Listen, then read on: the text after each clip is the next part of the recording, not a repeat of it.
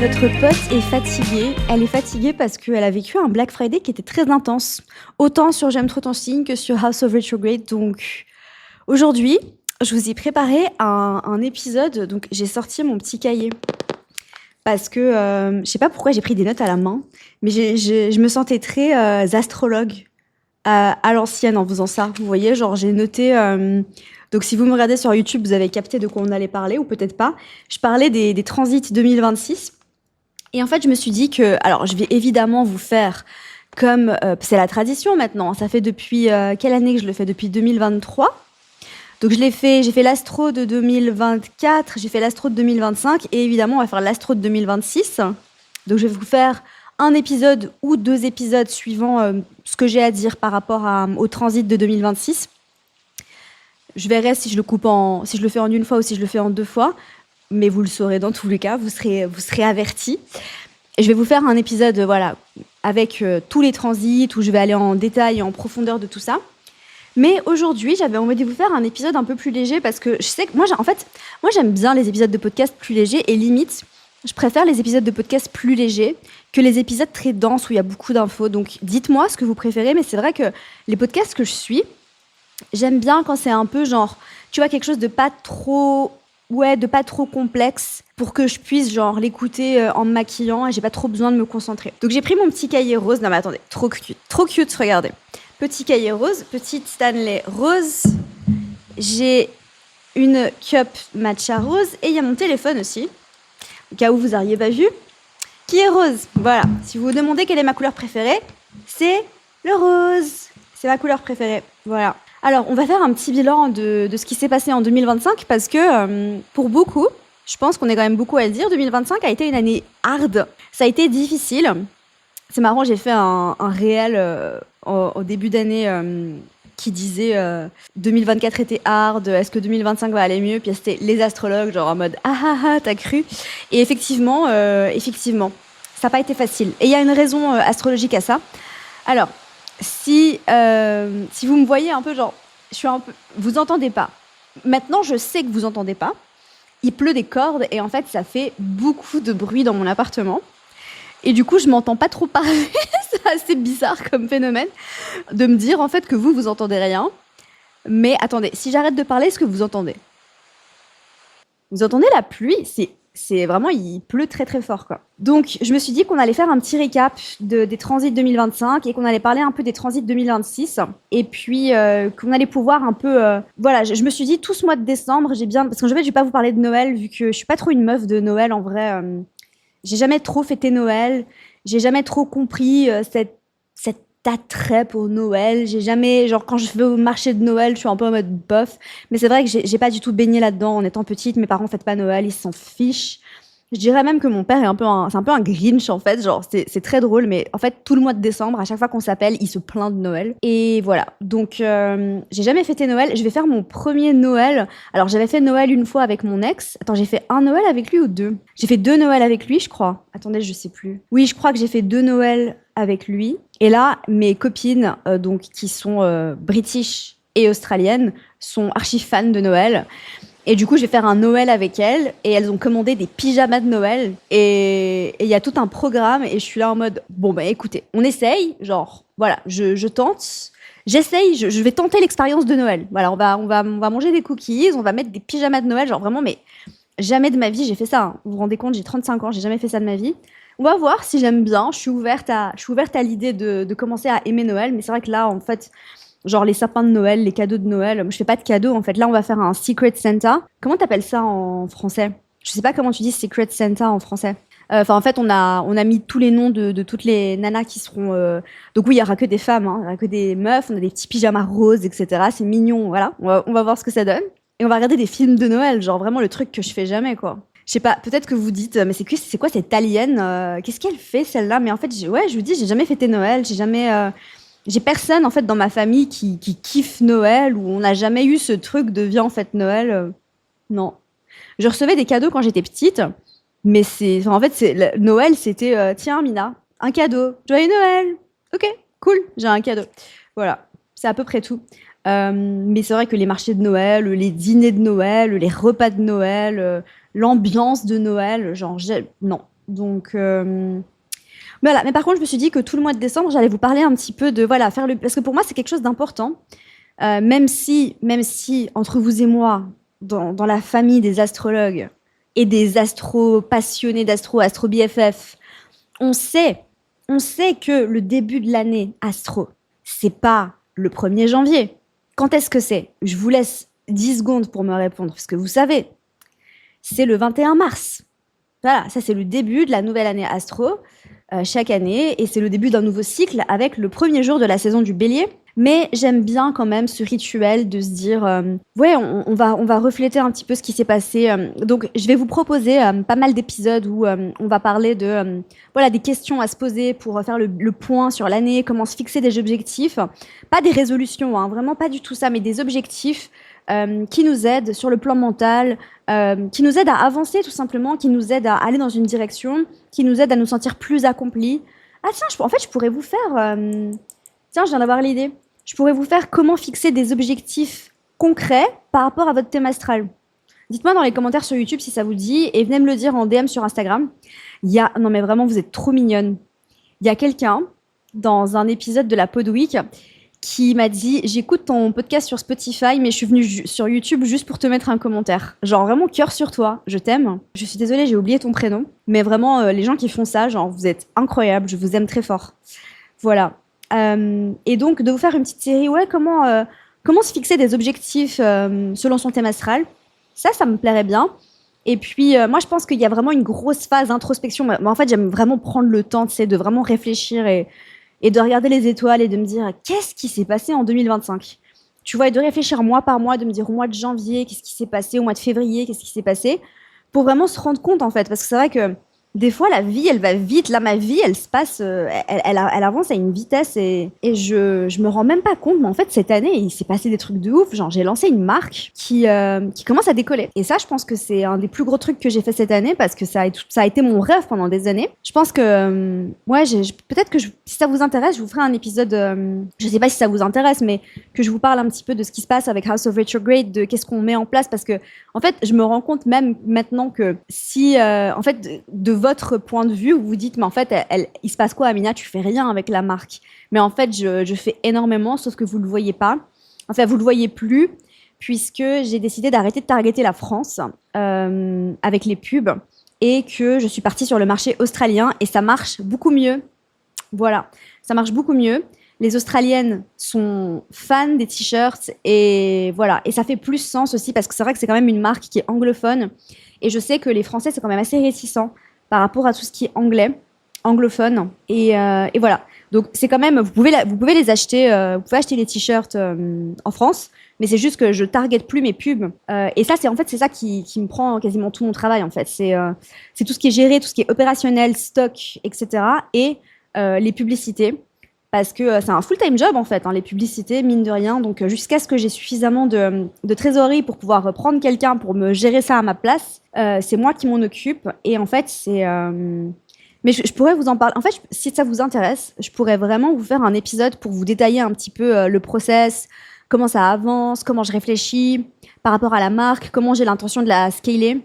J'avais lancé une chaîne YouTube en anglais où j'ai fait 2 épisodes, mais je vais reprendre d'ailleurs. Hein, mais c'est juste qu'en fait, je suis tellement, j'arrive pas à tout faire, les gars. Genre vraiment, je pense que mon plus gros challenge de 2025, ça a vraiment été de gérer 2 business. Et parce qu'en fait, et ça, c'est quelque chose que le mec avec qui j'ai failli m'associer, donc mon ancien associé, si jamais t'avais suivi l'histoire, il m'avait dit, attention, tu verras, il y a un truc qui est hyper challengeant que tu vas vivre, c'est ce qu'on appelle le split attention en anglais, à savoir que d'avoir comment tu dis en français? L'attention en fait, d'avoir ton attention sur 2 choses en même temps. Et moi, je dis, mais non, t'inquiète, ça va aller, j'aime trop ton signe le matin, House of Retrograde l'après-midi. Non, pas du tout. Il a raison. C'est hyper challengeant.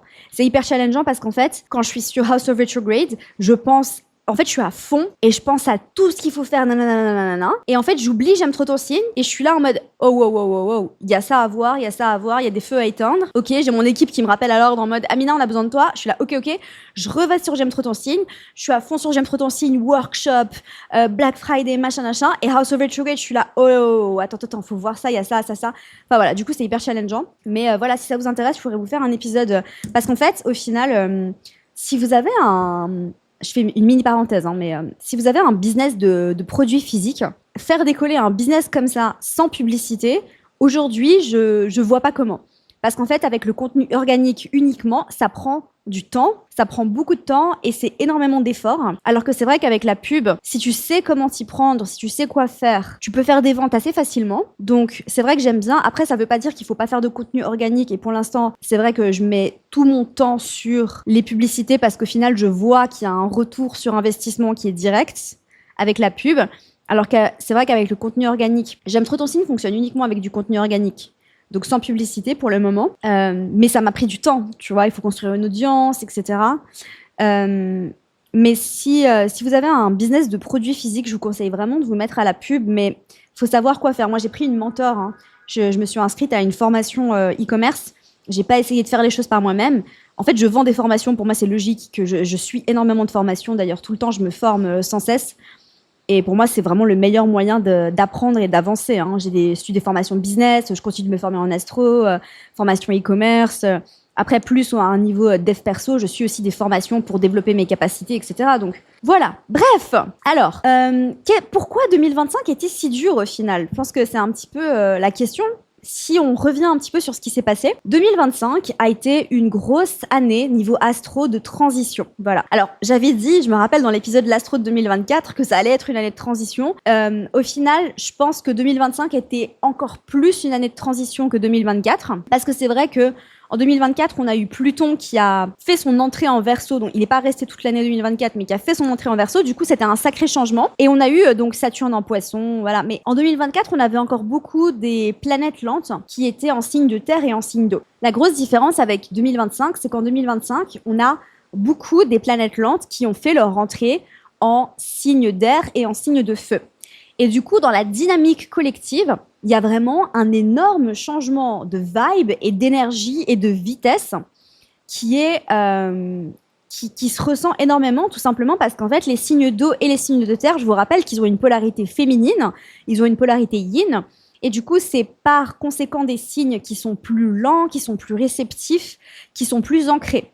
Avec les signes de feu et les signes d'air, on est sur une dynamique qui est beaucoup plus yang, beaucoup plus masculine, et du coup, les choses vont beaucoup plus vite, et l'énergie n'est pas du tout propulsée de la même façon.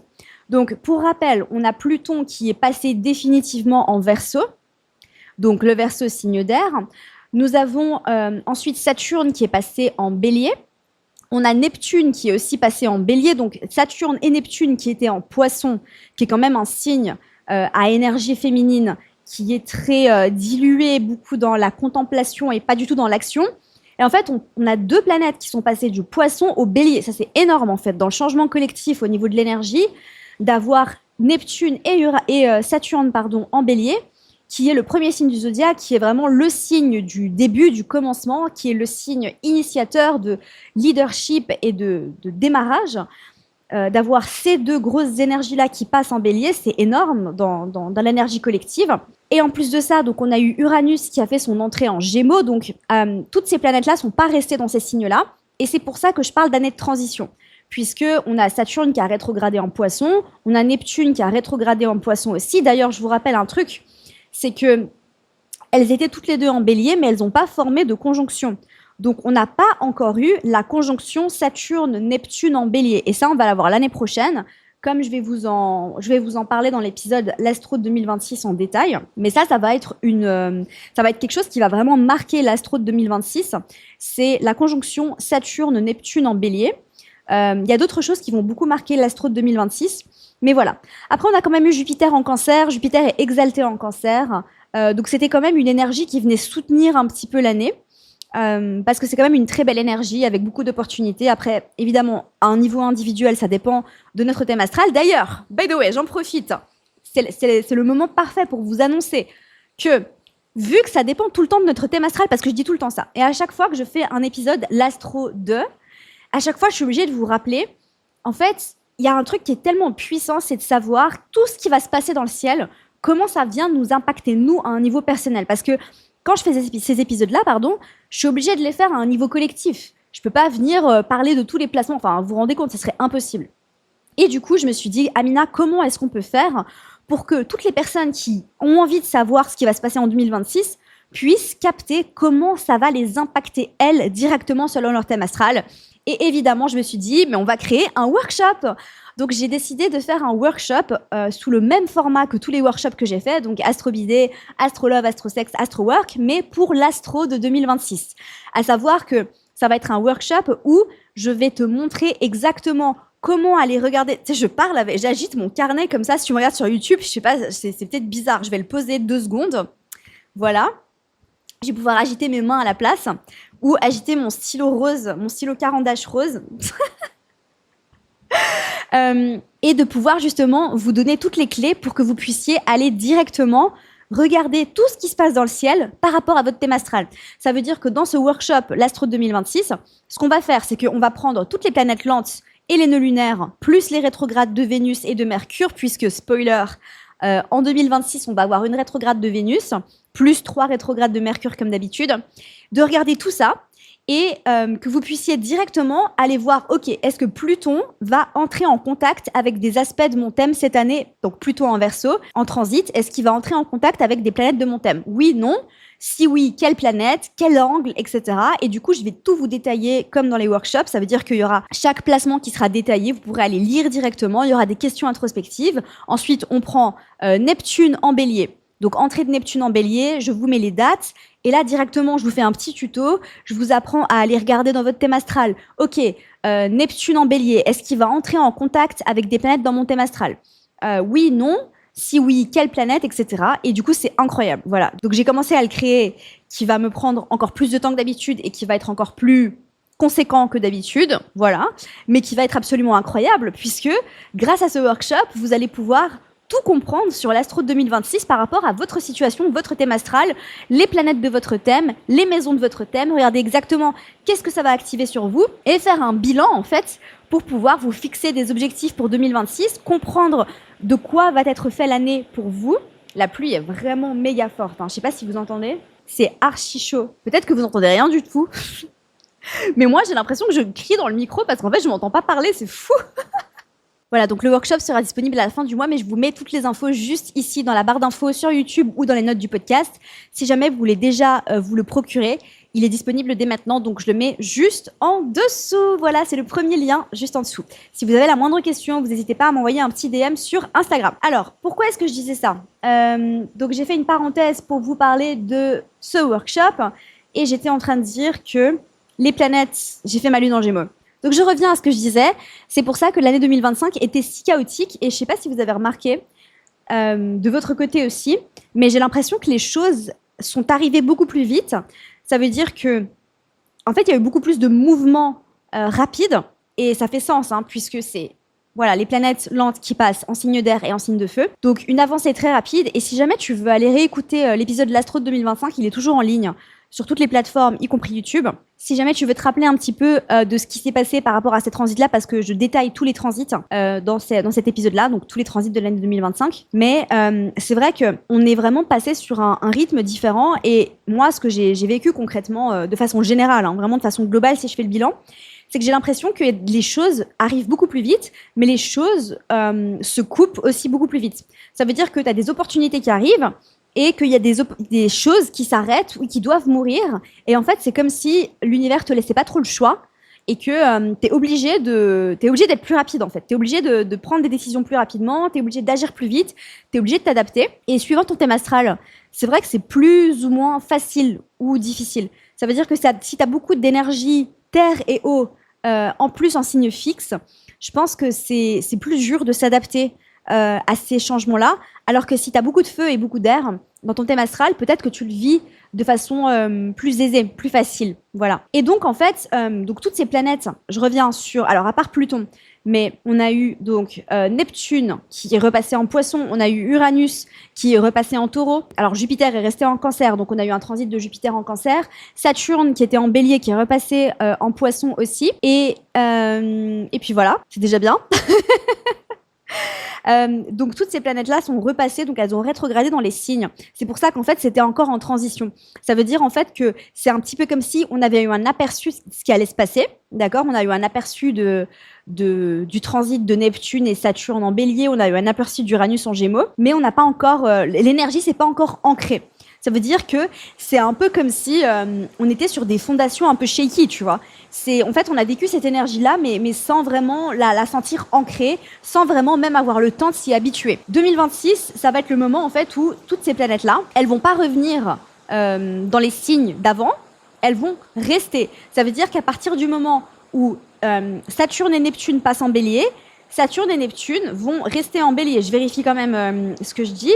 Mais effectivement, il n'y a pas de rétrograde prévu de Neptune, donc c'est fini, on clôture l'année 2026, on va clôturer des énormes cycles. On va clôturer Uranus en Taureau, donc 7 ans, on va clôturer Neptune en Poisson. Je vous rappelle quand même que Neptune en Poisson, il s'est passé des choses incroyables, c'était 14 ans, mais en ces 14 ans, on a eu un éveil spirituel collectif, mais en fait, si tu réfléchis à la spiritualité avant Neptune en Poisson, aujourd'hui, on en parle normalement. Tu vois, l'astrologie est vraiment devenue presque mainstream. Hein. Tu vas dans le métro et t'entends parler de Mercure rétrograde, voilà. Et je trouve ça incroyable. Et en fait, il y a vraiment eu un éveil des consciences qui a été très profond et très intense. Il s'est passé beaucoup d'autres choses aussi en lien avec ce transit de Neptune en Poisson. Mais je pense que c'est vraiment très, très significatif aussi de cet éveil collectif par rapport à la spiritualité, à tout ce qui est énergétique, à tout ce qui est invisible, où ça s'est vraiment démocratisé, en fait. Et c'est incroyable. Et donc, on clôture vraiment ces deux gros cycles. Après, Saturne change quand même de signe tous les 2 ans et demi, mais quand même. Donc là, en 2026, on va vraiment avoir le temps de s'habituer à ces énergies-là. Et puis, c'est des cycles qui vont durer encore longtemps. Alors, on a aussi les nœuds lunaires qui vont changer d'axe. Les nœuds lunaires vont passer sur l'axe Lion-Verseau. Voilà. Donc, toutes les personnes qui ont leur nœud nord en Verseau vont vivre leur retour des nœuds. Et toutes les personnes qui ont le nœud nord en Lion vont vivre leur inversion des nœuds. Donc ça, je vais l'évoquer aussi, évidemment, dans le workshop l'Astro 2026. Et je vais en parler un petit peu aussi, parce que ça, c'est très important. Hein, par contre, je vais en parler un petit peu aussi dans l'épisode de podcast l'Astro 2026. Et puis, il y a Jupiter qui va passer en Lion aussi. Donc, toutes les personnes qui ont Jupiter en Lion vont vivre leur retour de Jupiter. Voilà, donc il y a beaucoup de choses. Et puis, je vais vous parler des degrés exacts. Je vais vous aider à repérer les degrés dans votre thème pour vraiment comprendre, en fait, comment savoir quand une planète va être touchée. Parce que, en fait, imagine, tu vas être touché par le transit de Saturne et de Neptune en Bélier si tu as des planètes en Bélier. Mais ça dépend des degrés. Tu vois, si par exemple, tu as des planètes dans les derniers degrés Bélier, tu vas pas être impacté tout de suite. Tu vas plutôt être impacté alors par Neptune dans plus de 10 ans et par Saturne dans 1 an et demi à peu près. D'accord ? Donc voilà, je vous détaillerai tout ça dans le workshop. J'ai vraiment trop hâte, les gars. Genre vraiment, j'ai commencé la trame là, j'ai commencé le script, les workbooks, ça va être pépite. Genre vraiment, je suis trop contente de pouvoir vous sortir ça.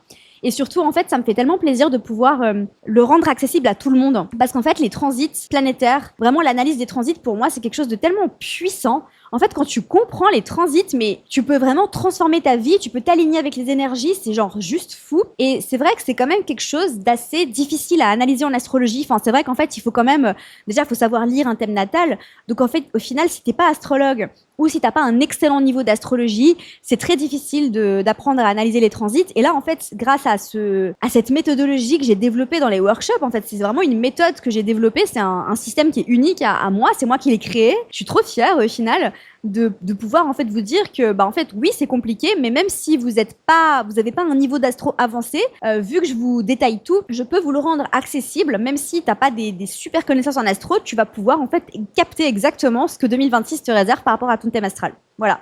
Et je suis trop contente en fait. Je pense vraiment que j'ai réussi ma mission en fait. C'est un peu ma mission dans cette vie de démocratiser l'astro et de le rendre accessible au plus de personnes possible, parce que c'est vrai que l'astrologie, c'est un art qui est complexe, c'est un art qui est compliqué. Et du coup, ouais, mes placements, j'ai le nœud nord en verso en maison 11, j'ai le soleil trigone Uranus, j'ai Uranus conjoint au milieu du ciel, j'ai alors le truc dans mon thème, alors il y a 2 points dans mon thème astral qui fait que j'adore vulgariser, c'est que j'ai évidemment Jupiter en maison 3, et en fait Jupiter est le maître de ma maison 9. Donc pour tous ceux qui comprennent, vous comprenez. Si vous comprenez pas, je vous expliquerai un autre jour parce que c'est pas le but de cet épisode. J'ai la lune en Gémeaux aussi, donc en final j'adore prendre des concepts hyper compliqués et les rendre super accessibles et super simples. Voilà. Donc je suis trop contente de pouvoir faire ça pour vous, et vraiment j'ai trop hâte. J'ai déjà eu plein de retours sur les stories que j'ai postées sur ce workshop, genre vous êtes hyper emballés, je suis trop contente. Alors, donc je récapitule un petit peu ce qui va se passer pour 2026. On va avoir donc Saturne et Neptune qui repassent en Bélier, ils vont être conjoints le 28 février. Je vais vous rappeler tout ça, je vais vous expliquer exactement ce que ça va signifier, ce qu'on va potentiellement ressentir, aussi bien sur Instagram J'aime trop ton signe que dans l'épisode de podcast, que évidemment dans le workshop où là on va aller beaucoup plus en profondeur. En fait, si vous voulez, ce qu'on fait en général dans les épisodes de podcast l'astro de X années, c'est que je vous parle au niveau collectif, parce qu'en fait je peux pas faire le tour de toutes les planètes dans toutes les maisons en aspect à toutes les planètes, c'est pas possible. Par contre, c'est exactement ce que je vais faire dans le workshop, d'accord? Donc pour toutes les personnes qui se disent oui mais moi j'ai cette planète à ce niveau-là, comment ça va me toucher? Rendez-vous dans le workshop, je te promets tu vas kiffer. Donc on va avoir cette conjonction là le 28 février, on a Neptune qui repasse en Bélier le 27 janvier, on a Uranus qui repasse en Gémeaux le jour de mon anniversaire le 27 avril. Ça va être dans ma révolution solaire, ça va être intéressant. Ah tiens, si ça se trouve, dans ma révolution solaire, il sera encore en Taureau. On a Saturne qui repasse en Bélier le 15 février. Donc en fait, le début de l'année va être assez... le premier trimestre va être assez hard. Hein. Ça va être assez... hard, c'est pas le bon mot. Ça va être intense. Voilà, ça va être intense. On a Jupiter qui passe en Lion le 1er juillet. Et on a donc les dernières éclipses sur l'axe Poisson-Vierge. Donc en mars, on va avoir les dernières éclipses sur cet axe-là. Donc on va clôturer un cycle à ce niveau-là. Aussi. Donc ça va être aussi intéressant de faire un bilan par rapport à ça. Et puis, on a donc le nœud nord qui passe en Verseau le 28 juillet, oui c'est ça. Et on a donc la première éclipse qui sera déjà le 13 août sur l'axe Lion-Verseau. Voilà, voilà. Et donc, on a Pluton qui va avancer jusqu'à 5 degrés Verseau. Jupiter, je vous en ai déjà parlé. On va avoir donc des rétrogrades de Mercure en signe d'eau. Donc ça, c'est intéressant parce qu'en fait, ce que je trouve intéressant, c'est que on a Mercure rétrograde qui, du coup, cette année, donc en 2025, a rétrogradé en signe de feu et en signe d'eau. Et là, on a Mercure qui va uniquement rétrograder en signe d'eau. Et on va aussi avoir une rétrograde de Vénus en Scorpion et en Balance. Voilà. Donc tout ça, je vous en parlerai. Mais quelles sont mes prédictions? Est-ce que l'année 2026 va être plus facile? Je pense que la fin de l'année 2026 va peut-être être plus facile à porter, parce qu'en fait, on aura eu le temps de s'adapter à ces énergies-là. On va avoir le temps. Après, je vais vous parler en détail. J'ai parlé beaucoup d'IA dans l'épisode de l'Astro 2025. Évidemment, je pense que vous avez compris que l'IA n'allait pas... en fait, toutes les personnes qui sont réticentes, j'ai juste envie de vous dire, c'est que ce que l'astrologie dit de l'IA, c'est que on va pas revenir en arrière, en fait, au final. Donc, il vaut mieux s'habituer maintenant. Je sais pas le nombre de fois en fait où je regarde un réel et je me dis est-ce que c'est vrai ou est-ce que c'est une IA? Et je pense que l'année prochaine on va très souvent se poser cette question. On va se dire est-ce que c'est vrai ou est-ce que c'est une IA? Et en fait je voyais un réel d'un chaton qui faisait des dingueries et je me suis dit mais c'est pas réel, c'est pas possible. Enfin je vais essayer de le retrouver pour vous le montrer. Ouais. Alors ok. Waouh. Ouvrir ton téléphone et trouver des nouvelles comme ça, c'est un peu hardcore. Ouais, j'ai reçu une nouvelle un peu difficile en ouvrant mon téléphone. C'est pas du tout ce que je voulais. Donc, mon téléphone est un enfer, les gars. Genre, si jamais vous vous demandez. J'ai posté un Day in My Life aujourd'hui. Je suis en train de parler d'IA et je passe sur toute autre chose. Et en fait, je disais que j'ouvre pas mon téléphone, je regarde pas mes notifs au réveil, mais en fait, si je regarde mes notifs au réveil, je deviens folle, en fait. Genre, je saute de mon lit en mode cortisol, c'est pas possible. Donc, mon téléphone est coupé parce que si je veux me réveiller tranquillement et pas être stressée dès le matin, je peux juste pas. En fait, j'ai de WhatsApp business, j'ai WhatsApp, j'ai mes mails, j'ai les DM Instagram, j'ai Discord, j'ai tout ce que vous voulez, en fait. Voilà. Un milliard de groupes différents, des messages dans tous les sens. Donc c'est vrai que je suis un peu lente à répondre, mais m'en voulez pas parce qu'en fait, j'ai du mal à suivre. Mais je pense qu'en fait, il va falloir que je m'habitue parce que ça va pas s'améliorer. Anyway. Bref, c'était une vidéo d'un chaton.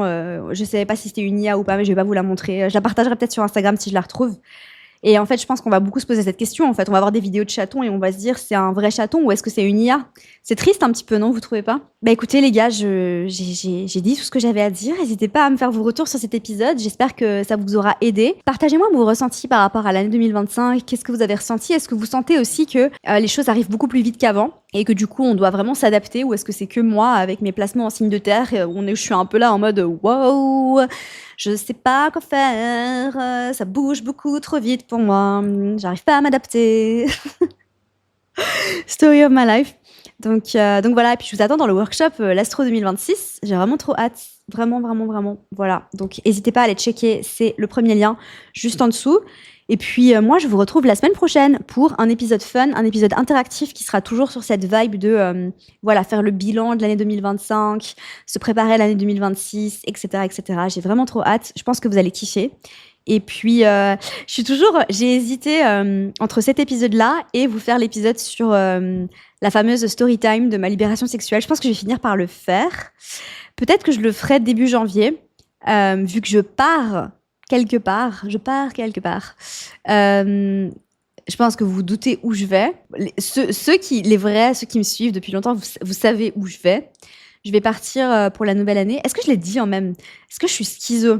Est-ce que j'ai annoncé où est-ce que j'allais dans un... J'ai sûrement. Oh mon Dieu, je me rappelle pas. Je parle tellement et j'ai fait une pod week où j'ai parlé pendant je sais pas combien d'heures. Je me rappelle pas si je l'ai déjà annoncé ou pas. Mais bref, je pars quelque part à Nouvel An. Oui, je pense que je l'ai dit.